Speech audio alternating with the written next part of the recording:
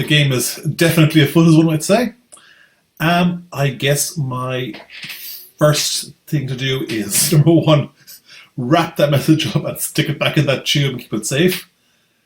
Um, do I know anything about the control code that was attached to it? Have I seen anything like that before? Do I know anyone who might be able to elucidate what that means? And number two, how far is it to the River Things domain? As in, how long can I plausibly stall without getting into trouble? And also, screw the brunt. I throcka him right back. It seems a ridiculous overreaction to excommunicate me or declare me a quasi-satanic, non-person figure for a slight jostle on the riverbank. But that's not a here or there. My vengeance against the brunts can wait. First, I want to find out more about that code and how long I have before I need to make a hard decision about whether to show up to the River Noble or River Thing or not. So give me information. Do I know anyone who can help?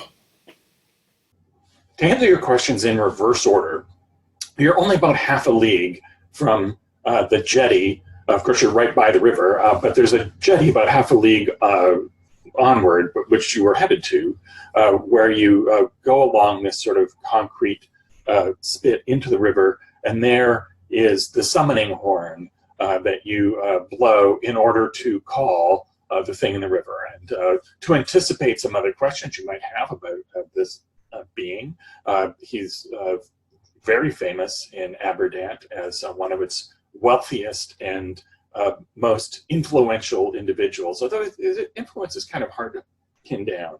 If you want a proclamation sent out or an edict, or you want a bylaw passed, you go to the Lord Mayor. But if you want a favor done, if you want something to really happen, people go to the thing in the river, and you typically ask for a favor and expect to have a favor asked of you. The thing in the river, as his name suggests, always remains in the river, but he has a network of people who may come to you and cash in the favors that he asked for. And you could know more about the thing in the river. That's just common knowledge, but you could have an additional level of information if you want one of your 8 remaining investigative abilities to be politics.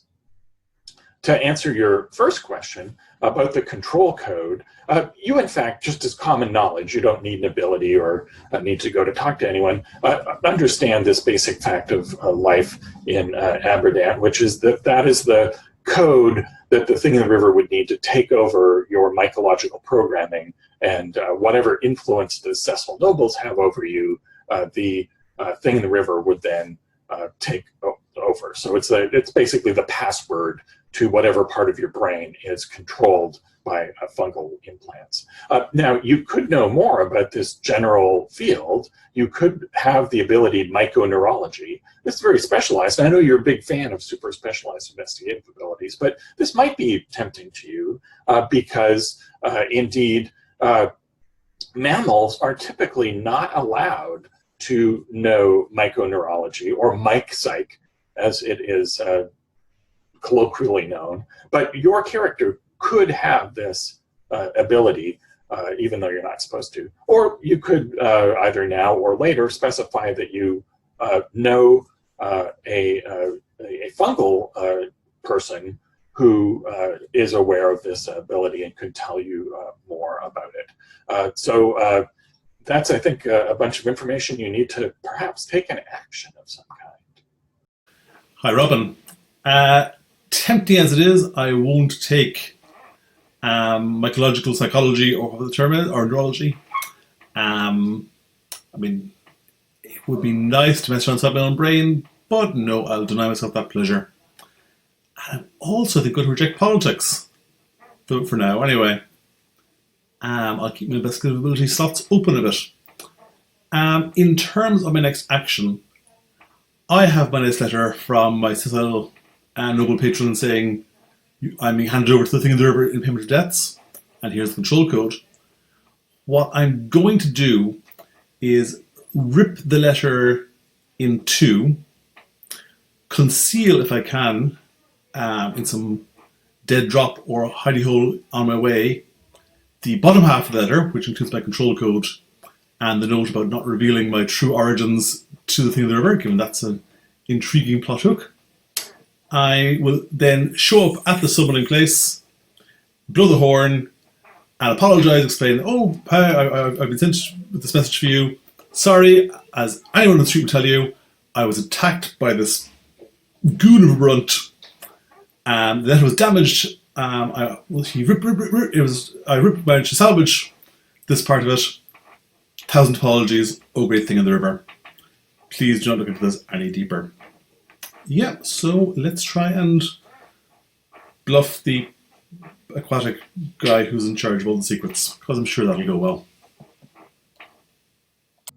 Indeed, you head down the pier. You have to weave your way through the busy folk on the streets of the riverbank and make your way. And once you hit the jetty that goes out into the river where the summoning horn is, you are alone. There's no one else on the jetty. People clearly give it kind of a wide berth.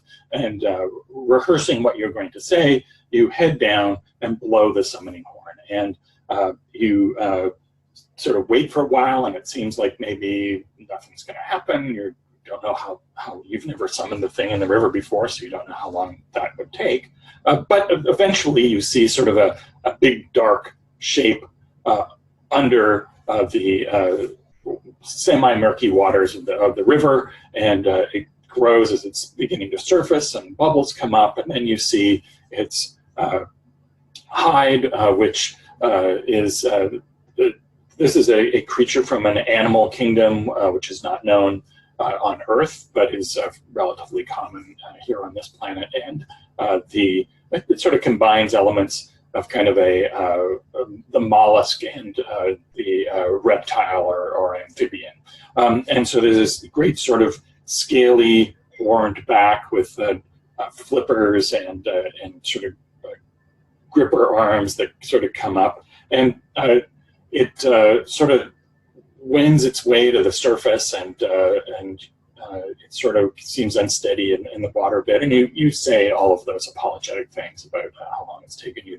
to deliver the message. And you're pretty much through your spiel when you realize that something seems wrong with the thing in the river, that there's it's sort of shaking and it lets out a groan.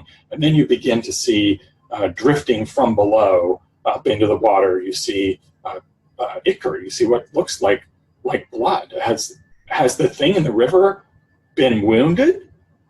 What do you do?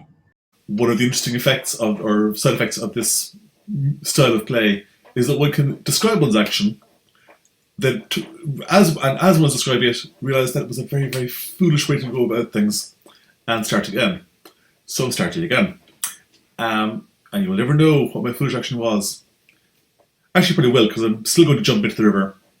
I'm going to try and swim down and see what's attacking the thing. More that I have the paranoid feeling that I'm being set up than to save it, but if I can save it, yay. So yeah, jump in the river, swim down, see what's attacking it. Sploosh. So this is the point where an annoying GM would require you to make an athletics test in order to properly dive into the water, and with possibly some sort of mishap happening, because diving into the water to save a injured river beast is not necessarily, an ordinary, easily accomplished thing. Often when we look at whether roles are required to do things, you go, well, you're just driving down the street in a car, you don't require a driving role.